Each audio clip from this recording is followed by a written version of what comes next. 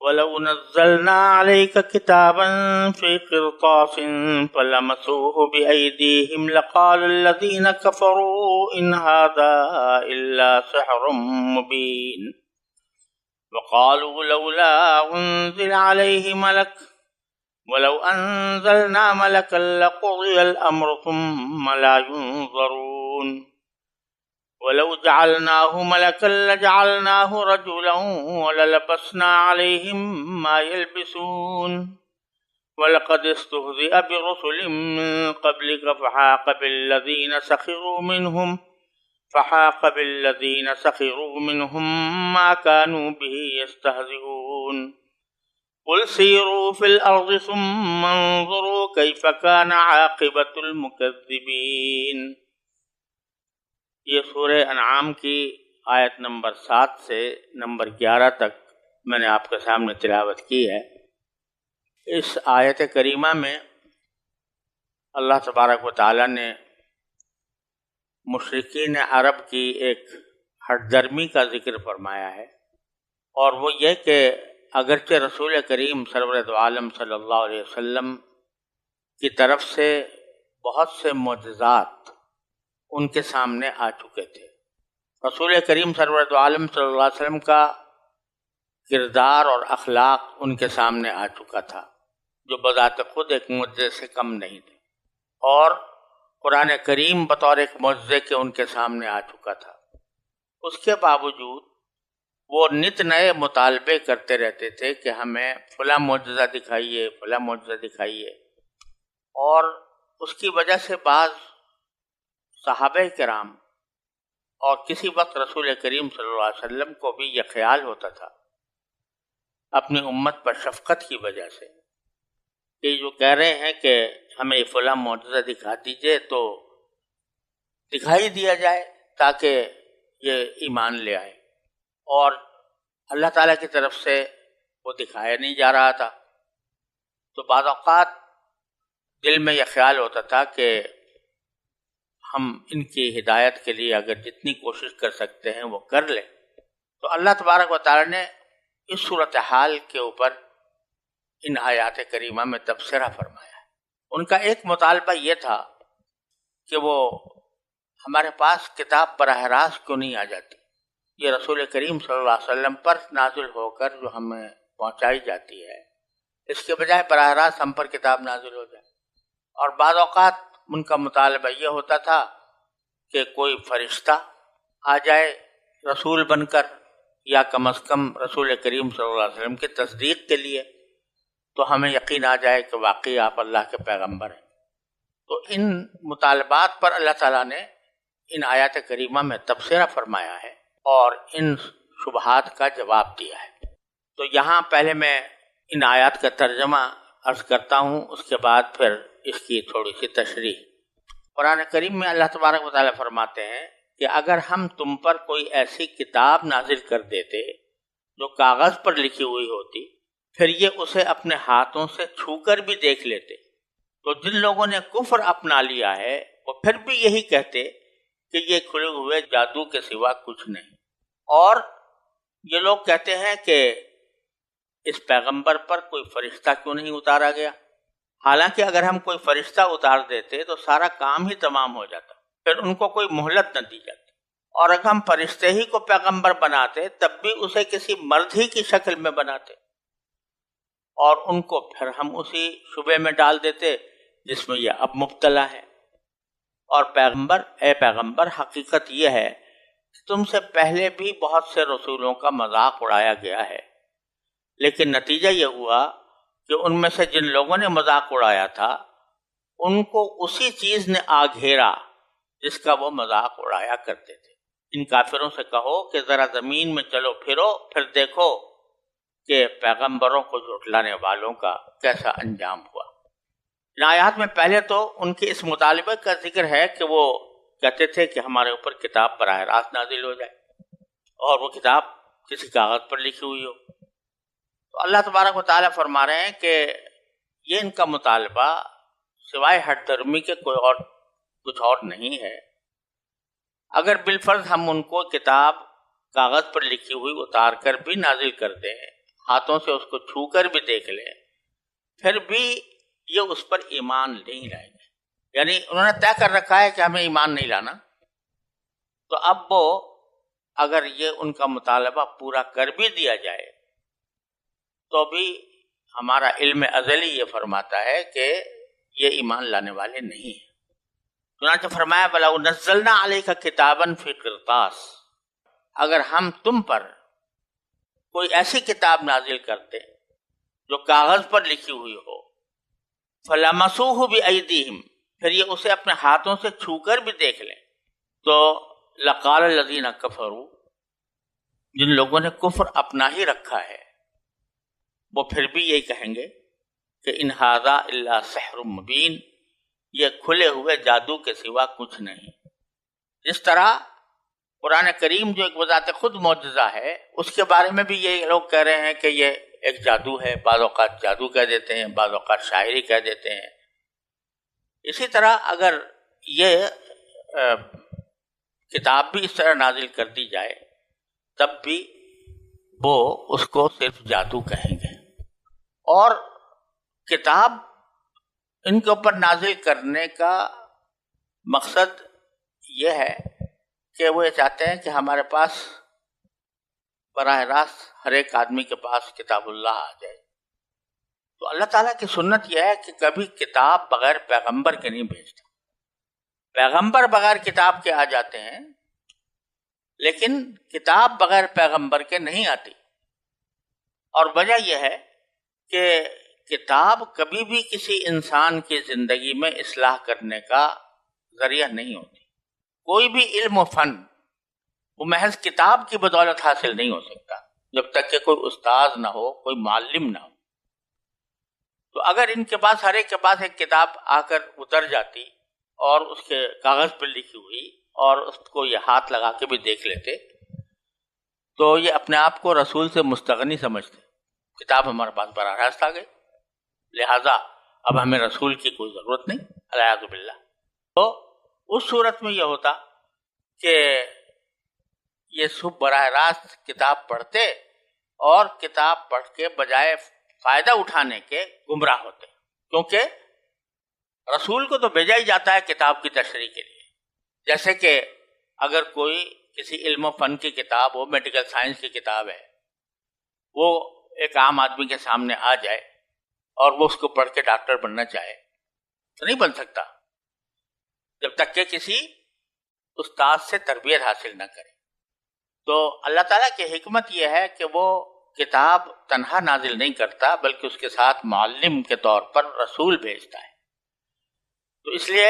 یہ مطالبہ ایک طرف تو ایسا ہے کہ یہ اس کے پورا ہو جانے پر بھی ایمان لانے والے نہیں ہیں اپنے ہر درمی کی وجہ سے، دوسرے اللہ تعالیٰ کے حکمت کے خلاف ہے کہ کسی کو اس طرح کتاب دے دی جائے رسول کے بغیر۔ دوسرا ان کا مطالبہ یہ تھا کہ ہمارے اوپر کوئی فرشتہ نازل کیا جائے، وقالوا لولا انزل علیہ ملک۔ اب اس کے دو مطلب ہیں، ایک مطلب یہ ہے، دونوں قسم کے ان کے مطالبات تھے۔ ایک مطالبہ تو یہ تھا کہ ہمیں انسان کیوں پیغمبر بنا کے بھیجا جا رہا ہے، ہمارا جیسا انسان جو کھاتا ہے، پیتا ہے، چلتا ہے، پھرتا ہے، تو کوئی فرشتہ آتا جو ہمیں پیغمبر بن کر آتا، جو ہمیں اللہ کا پیغام پہنچاتا۔ دوسرا بعض ان میں سے یہ کہتے تھے کہ ان رسول کے ساتھ کوئی فرشتہ آتا۔ کیا ایک روایت میں آتا ہے کہ کسی نے مطالبہ کیا تھا کہ ٹھیک ہے ہم آپ کی بات مان لیں گے لیکن بشرطے کہ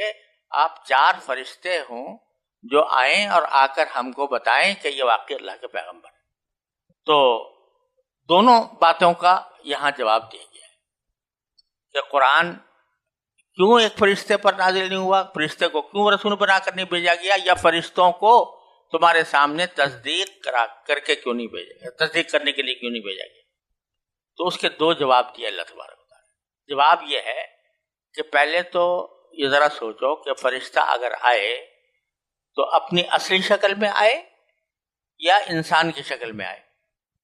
اگر فرشتہ اپنی اصل شکل میں آتا ہے تو ان کے اندر طاقت نہیں ہے کہ اس کو دیکھ سکے، کیونکہ فرشتے کی جو ہیئت اللہ تعالیٰ نے بنائی ہے وہ انسانوں کے لیے ایک ایسی شکل ہے کہ جس کو دیکھ کر انسان ڈر جائے. یہاں تک کہ خود رسول کریم صلی اللہ علیہ وسلم کے سامنے جب حضرت جبریل امین علیہ السلام اصلی فرشتے کی صورت میں ظاہر ہوئے تو آپ پر غشی طاری ہونے لگی. تو انسان کے اندر فرشتے کو اپنی اصل صورت میں دیکھنے کی طاقت ہی نہیں، اس لیے فرماتے ہیں وَلَوْ أَنزَلْنَا مَلَكًا لَقُضِيَ الْأَمْرُ. اور اگر ہم فرشتے کو نازل کرتے تو معاملہ ہی تمام ہو جاتا. معاملہ تمام ہونے کے دو مطلب ہیں. ایک مطلب تو یہ کہ یہ ان کو دیکھ کر برداشت ہی نہ کر سکتے اور ختم ہو جاتے یہ سب جب اصلی شکل میں دیکھے تھے. اور دوسری وجہ یہ ہے معاملے کام تمام ہو جانے کی کہ اللہ تعالیٰ کی سنت یہ ہے کہ جب کوئی کافر کسی معجزے کا مطالبہ کرتا ہے اور اس معجزے کو اس کے مطالبے کے مطابق دکھا دیا جاتا ہے تو اور پھر بھی وہ انکار پر جمع رہے یا کفر پر جمع رہے تو پھر اللہ تعالیٰ اس کو ہلاک ہی کر دیتے. پچھلی قوموں میں یہی ہوتا رہا ہے. عاد میں، سمود میں، نوح علیہ السلام کے قوم میں، موسیٰ علیہ السلام کے قوم میں، کہ جب ان کے منہ مانگے معجزات دکھا دیے گئے اور پھر بھی وہ ایمان نہ لائے تو پھر ان کو مہلت نہیں ملی، پھر ان کو عذاب ہی میں گرفتار کر لیا گیا. تو پہلی بات لقضی الامر کے اندر دونوں باتیں داخل ہیں. ایک تو ان کے اندر طاقت نہیں ہے دیکھنے کی، یہ اس کو دیکھ کر مر جائیں گے، اور ثم لا ينظرون پھر مہلت ہی نہیں ملے گی. اور دوسرا یہ کہ ہماری سنت یہ ہے کہ معجزہ دیکھنے کے بعد، یعنی وہ معجزہ جو ان کا منہ مانگا معجزہ ہو، اس کے بعد بھی اگر یہ کفر پر قائم رہیں تو ان کو مہلت نہیں ملتی، ان کا کام تمام کر دیا جاتا ہے. تو یہ تو وہ صورت ہے جبکہ فرشتہ اپنی اصل صورت میں آئے، تب تو یہ حال ہوگا. یا تو ویسے ہی مر جائیں گے دیکھ کر، یا اللہ تعالیٰ ان کو ہلاک کر دے گا.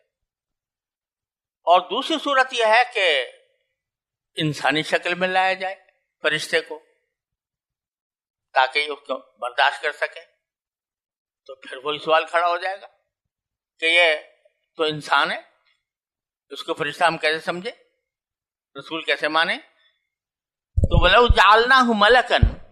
اور اگر ہم ان کو فرشتہ بنا کر بھیجیں یعنی انسانی شکل میں، تو لَجَعَلْنَاهُ رَجُلًا، تو ہم اسے انسان ہی کی شکل میں بھیجنے پر مجبور ہوں گے کیونکہ ان کے اندر طاقت ہی نہیں دیکھنے کی اصل فرشتے کو. تو وہ انسانی شکل میں آئے گا، ایک مرد کی شکل میں آئے گا. وَلَلَبَسْنَا عَلَيْهِمْ مَا يَلْبِسُونَ، اور اس صورت میں ہم انہیں اسی شعبے میں ڈال دیں گے جس میں آج مبتلا ہے کہ انسان ہے یہ، تو اس کو فرشتہ مانیں گے ہی نہیں اور کہیں گے جیسے اب رسول کریم صلی اللہ علیہ وسلم کو کہہ رہے ہیں کہ یہ ہم جیسے انسان ہیں لہذا ہم ان کو کیسے مانیں، تو اس وقت بھی یہ کہیں گے لَلَبَسْنَا عَلَيْهِمْ مَا يَلْبِسُونَ. لہذا یہ ان کا مطالبہ کسی بھی صورت قابل عمل نہیں کہ فرشتہ بھیجا جائے، اللہ تعالیٰ کی سنت کے بھی خلاف ہے. دوسری بات یہ بھی ہے اس میں کہ جو بھی کہا گیا کہ اگر ہم نے فرشتہ ہم نازل کریں اپنی اصل صورت میں تو لقضی الامر، کام تمام ہی ہو جائے. اس کے دو معنی تو میں نے ابھی عرض کیے. تیسرے معنی اس میں یہ بھی ممکن ہے اور بعض مفسرین نے اس کا ذکر کیا ہے کہ اگر بالفرض فرشتہ آتا ہے اور فرشتہ ایسی چیز ہے کہ جس کو نہ بھوک لگتی ہے، نہ پیاس لگتی ہے، نہ کوئی نفسانی خواہشات اس کے اندر پیدا ہوتی ہیں، اور ان کو دیکھتا ہے کہ یہ کوئی حرام کھا رہے ہیں اور ان کو منع کرتا ہے، تو اس کے جواب میں ان کو یہی کہنا تھا کہ بھائی تم ہمیں کیسے منع کرتے ہو، تمہیں تو نہ بھوک لگتی ہے، نہ پیاس لگتی ہے، نہ تمہارے دل میں کوئی خواہش پیدا ہوتی ہے، تو تم ہمیں یہ کیا سکھانے آ گئے. تمہیں اگر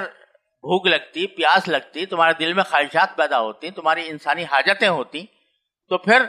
بے شک ہم سمجھتے ہیں کہ بھئی یہ تم جو ہمیں حکم دے رہے ہو یہ ہماری فطرت کے عین مطابق ہے. لیکن فرشتہ اگر آتا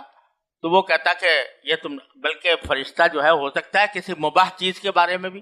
یہ کہہ دیتا کہ تم غلط کر رہے ہو، تو اس لیے اس کو کوئی پتہ ہی نہیں تھا کہ اس کے اندر اس کی باقی ضرورت ہے، اس کی باقی حاجت ہے. تو پتہ ہی نہیں ہوتا، تو اس لیے وہ اتنی سختیاں کرتا تمہارے اوپر کہ لقضی الامر، کہ کام تمام ہی ہو جاتا تمہارا۔ یہ ساری وجوہ ہیں جس کی بنا پر ہم نے کوئی فرشتہ نازل نہیں کیا۔ اب رسول کریم صلی اللہ علیہ وسلم کو تسلی دی جا رہی ہے کہ یہ آپ کے دل میں یا صحابہ کرام کے دل میں جو خیال پیدا ہو رہا ہے کہ بھئی ان کے منہ کے معجزات دکھا دیے جائیں، ایک حجت تمام ہو جائے، یہ کم از کم ہو سکتا ہے کوئی ان میں سے ایمان لے آئے، تو رسول کریم صلی اللہ علیہ وسلم کو تسلی دی جا رہی ہے وَلَقَدِ اسْتُهْزِئَ بِرُسُلٍ مِّن قَبْلِكَ، آپ پرواہ نہ کریں، کیونکہ در حقیقت یہ تم سے پہلے بھی بہت سے رسولوں کا مذاق اڑایا گیا ہے، اور پھر یہ ہوا کہ جن لوگوں نے مذاق اڑایا تھا، جس چیز کا مذاق اڑایا تھا اسی نے ان کو آ گھیرا۔ فَحَاقَ بِالَّذِينَ سَخِرُوا مِنْهُمْ مَا كَانُوا بِهِ يَسْتَهْزِئُونَ، جن لوگوں نے مذاق اڑایا تھا ان کو اسی چیز نے آ گھیرا جس کا وہ مذاق اڑایا کرتے تھے۔ تو آپ ان کی فکر میں نہ پڑیں، جس طرح پہلے رسولوں نے برداشت کیا اس طرح آپ بھی برداشت کرتے رہیں، اور البتہ ان سے یہ بات کہہ دو کہ قل سیروا فی الارض، ذرا زمین پر میں چل پھر کر دیکھو، ذرا چلو، ثم انظروا، پھر دیکھو کیف کان عاقبۃ المکذبین، جن لوگوں نے رسولوں کو جھٹلایا تھا اور اسی قسم کے اعتراضات کیے تھے، اسی قسم کے مطالبے کیے تھے جیسے تم کر رہے ہو، تو ان کا انجام کیا ہوا۔ کیونکہ اہل عرب جو ہیں وہ خاص طور پر سمود کی بستیوں سے گزرتے تھے، جب تجارت کے لیے شام جاتے تھے تو سمود کی بستیاں راستے میں پڑتی تھیں، ان کو یہ دیکھا کرتے تھے کہ جس طرح کھنڈر بنے ہوئے ہیں، پوری کی پوری قوم ہلاک ہو گئی۔ اور اسی طرح بعض اوقات یمن کے اندر ان کا جانا ہوتا تھا، تو اس یمن کے اندر بھی وہ حضرت قوم عاد کا انجام دیکھا کرتے تھے۔ شام جانا ہوتا تھا تو لوط علیہ السلام کے بستیوں کو دیکھتے تھے کہ کس طرح تباہ ہوئی۔ تو بھئی وہاں چل کے دیکھو ان کے ساتھ کیا معاملہ ہوا۔ اگر تم بھی اسی روش پر کار بند رہو گے جس روش پر وہ قومیں تھیں، تو پھر تمہارا انداز بھی یہی ہونا۔ وآخر دعوانا